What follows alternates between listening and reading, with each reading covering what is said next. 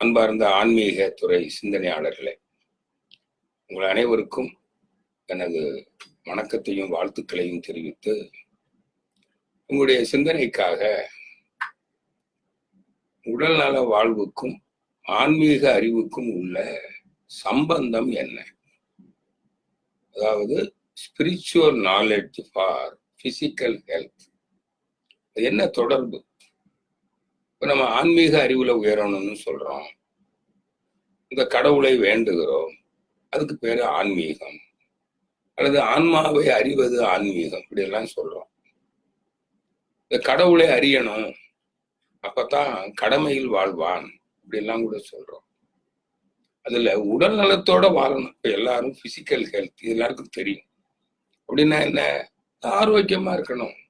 உடம்புக்கு நோய் ஏதாவது சிறு சிறு தொந்தரவுகள் வரும், முன் செயலாலோ பின் நம்முடைய முன்னோர்கள் செயலாலோ நம்முடைய செயலாலோ அல்லது இயற்கையின் செயலாலோ நம்மோடு வாழுகிற பிற மனிதர்களுடைய செயலாலோ நமக்கு ஏதாவது உடல் தொந்தரவுகள் வரும்.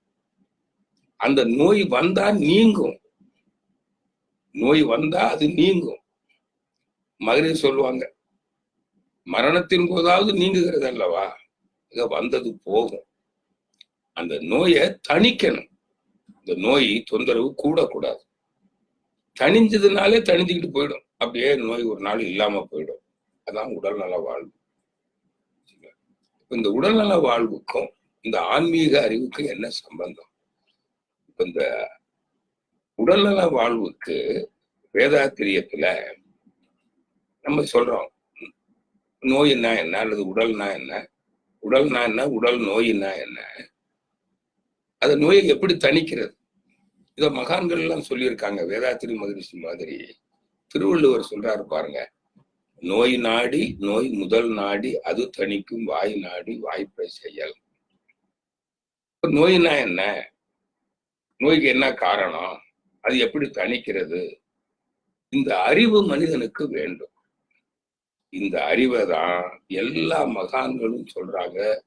அறிவில் உயர்ந்தவர்கள், சிந்தனையாளர்கள், மருத்துவர் துறையில உள்ள பெரியவர்கள் எல்லாரும் நோய் இல்லாமல் வாழ்றதுக்கு, அது நோய் தடுப்பு ஆற்றலை கூட்டிக் கொள்வதற்கு, அது வந்த நோயை தணிப்பதற்கு வழி சொல்லுகிறார்கள்.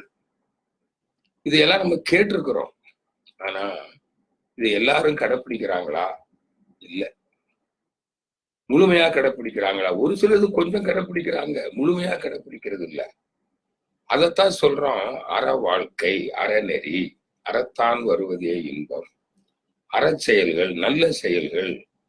இந்த நல்ல செயல்கள் எதுவோ உடல் நலத்திற்கு, அதை நாம் இதுக்கு முன்னாடியும் செஞ்சிருக்கணும், இப்பவும் செய்யணும்.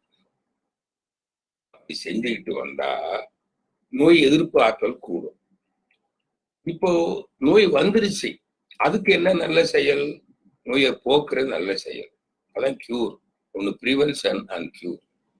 இந்த வழிகளை தான், அந்த நெறிகளை தான் தர்ம நெறிகள்னு சொல்றோம். இதை எல்லாருக்கும் போதிக்கிறோம். நான் ஏன் கடைப்பிடிக்க மாட்டேங்கிறாங்கன்னா, அந்த கேட்கிற மக்களுக்கு இந்த செயலிலே இன்னும் முழுமையான நம்பிக்கை வரவில்லை. இதை செஞ்சா நோய் எதிர்ப்பு சக்தி கூடும், வந்த நோய் விலகும் என்கிற ஒரு தெளிந்த அறிவு அவரிடம் இல்லை. அந்த அறிவை நாம் கொடுக்க வேண்டும். அதுதான் ஆன்மீக அறிவு. இப்படித்தான் பார்க்க போறோம். இப்ப ஆன்மீக அறிவுல வேதாத்திரி மகரிஷி என்ன கொடுக்கிறார்? எல்லா மகான்களும் சொல்லியிருக்காங்க, அந்த ஆன்மாதான், ஆன்மாங்கிறது தெய்வம், அது மெய்ப்பொருள். மெய்ப்பொருள் அழியாத பொருள், இருந்தது இருப்பது என்றும் இருக்கிறது, அது அரூபம், அது அழியாதது, அதுதான் பிரணவம். அதாவது அதுக்கு அறிவும் இருக்கிறது, ஆற்றலும் இருக்கிறது. ஏனென்றால் அதுதான் அனைத்தையும் ஆக்குகிறது, அனைத்தையும் இயக்குகிறது. அந்த அறிவும் ஆற்றலுமாக இருப்பது தெய்வம், அதான் பிரணவம், பிரம்மம். அது காந்தம், அது மேக்னெட்டிக் எனர்ஜி, காஸ்மிக் எனர்ஜி. அதாவது எங்கும் எப்பொழுதும் நிறைந்திருக்கிற ஒரு சக்தி, யூனிவர்சல் மேக்னெட்டிக் எனர்ஜின்னு சொல்லலாம், காஸ்மிக் எனர்ஜின்னு சொல்லலாம். இந்த பிரபஞ்சம் முழுவதும் எப்பொழுதும் நிறைந்திருக்கிற ஒரு காந்த சக்தி இருக்குது. இது மெய்ஞான துறையில, ஆன்மீக துறையில சொல்லியிருக்காங்க. விஞ்ஞானிகளும் சொல்லியிருக்கிறாங்க. எப்படி சொல்லியிருக்கிறாங்க? விஞ்ஞானிகள் என்ன சொல்றாங்க? whole universe is packed with magnetism. Magnetism is the chief factor governing all the events in this universe. இந்த பிரபஞ்சம் முழுவதும் ஒரு காந்த சக்தி எப்பொழுதும் நிறைந்திருக்கிறதுன்னு சொல்றாங்க. அது இன்னைக்கு ப்ரூவ் ஆகி போச்சு. அது வழியாதான் இப்ப நான் பேசுற செய்தி என்னைக்கு பாக்குறீங்க, நீங்க வீடியோவில் நான் பேசுறத கேட்குறீங்க. இந்த ஒலியும் அல்லது நான் ஒரு இது மெசேஜ் அனுப்புறேன், டெக்ஸ்ட் மெசேஜ், இது அழுத்தமாக வருகிறது. அப்ப அழுத்தம் ஒலியாக இந்த செய்திகள் இந்த பிரபஞ்சம் முழுவதும் போகுது அல்லவா, உங்களுக்கு சேருதல்ல. எது மூலமா வருது? எது நம்ம ரெண்டு பேரும் இன்டர்நெட் நெட்வொர்க் மாதிரி எது கனெக்ட் பண்ணி வச்சிருக்குது? நெட்வொர்க்னு வேற சொல்றமே. இந்த நெட்டை தான் மேக்நெட், மெகா நெட், பெரிய நெட்வொர்க். இந்த நெட்வொர்க் மூலமா தான் இந்த செய்திகள்லாம் போகுது. அந்த மேக்னெட்டிக் எனர்ஜியை தான் ஆன்மீகத்துல, வேதங்கள்ல, எல்லாத்துலயுமே இது மதங்கள்ல தெய்வம்னு சொல்லி இருக்குது. அது அழியாத பொருள். அதான் ஆத்மா. காந்தம் அழியுமா? காந்தம் அழிஞ்சு போச்சுன்னா அந்த செய்திகள்லாம் போகுமா தொடர்ந்து? எல்லாம் புரிஞ்சுக்கங்க. ஆத்மா என்பது காந்த சக்தி. அதுதான் என்ன ஆகுதுன்றது அனுபவ ரீதியாக, விஞ்ஞான ரீதியாக ருசிப்படுத்தப்பட்டு விட்டது, நிரூபிக்கப்பட்டு விட்டது. நமக்கு எல்லாருக்கும் தெரியும். என்ன? அதுதான் விண்ணாகி, காற்றாகி, நெருப்பாகி, நீராகி, நிலமாகி, நட்சத்திரங்கள் கோள்களாக ஆகி இருக்கிறது. இப்ப பூமியில என்ன இருக்குது? இப்ப சூரியன் நட்சத்திரம். அங்கேயும் இந்த இறைநிலை தான், அந்த காந்தம் தான் என்னவா இருக்குது? சூரியனாய். சந்திரனா இருக்கிறது அதுதான். புதன், சுக்கிரன், செவ்வாய், குரு, சனி, Uranus, Neptune, Pluto and all stars எல்லாம் காந்தம் தான். இந்த காந்த சக்தி தான் துகள்கள் ஆகி, இப்ப விஞ்ஞானத்துல சொல்லி இருக்கிறோம், நுண்துகள், எனர்ஜி பார்ட்டிக்கிள், அதான் basic fundamental energy particle, nano particle எல்லாம் விஞ்ஞானம் சொல்லுது. அந்த பார்ட்டிக்கிளுடைய அசோசியேஷன் தான் மாஸ். பஞ்சபூதங்கள் association of energy particle is mass. அப்போ பூமி ஒரு மாஸ். பூமியில என்ன இருக்குது? நிலம், நீர், நெருப்பு, காற்று, ஆகாயம், விண், 5 இருக்குது இல்லையா? ஆகையினால இந்த 5ம் ஒரு குறிப்பிட்ட வீதத்துல ஒன்று கூடும்போது ஜீவன், ஓர் உயிர், ஒரு நுண்ணுயிர். இந்த நுண்ணுயிருக்கு தான் அதுக்கு உணர்வு இருக்கு. அந்த நுண்ணுயிர் தான் தாவரம் ஆகிறது, அதுதான் புழுவாகிறது, அதுதான் பூச்சி ஆகிறது, அதுதான் ஊர்வனவாகிறது, அதுதான் கால்நடைகள் ஆகிறது, அதுதான் மனிதனாக ஆகியிருக்கிறது. இப்ப மனித உடலுக்கு என்ன பேரு? பூத உடல் தானே.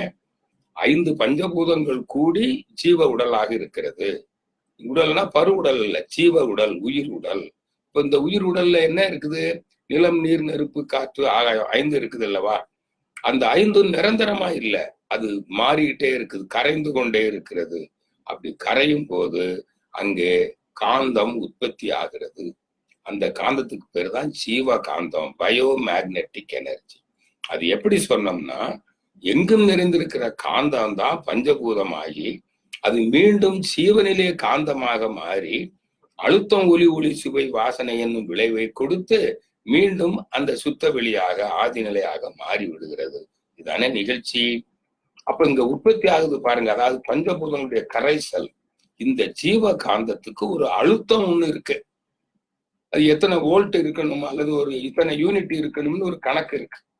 அந்த இப்போ இந்த மின்சாரம் வோல்டேஜ் இருக்கு இல்லைங்களா, அந்த அழுத்தம், மின் அழுத்தம் குறைஞ்சு போனா கருவி வேலை செய்யாது. அது போல நம்ம உடம்புல இருக்கிற அத்தனை உறுப்புகளும், உள் உறுப்புகள், வெளி உறுப்பு, ஆர்கன்ஸ் அண்ட் லிம்ஸ், எல்லா உறுப்புகளும் அசையுது, இயங்குது.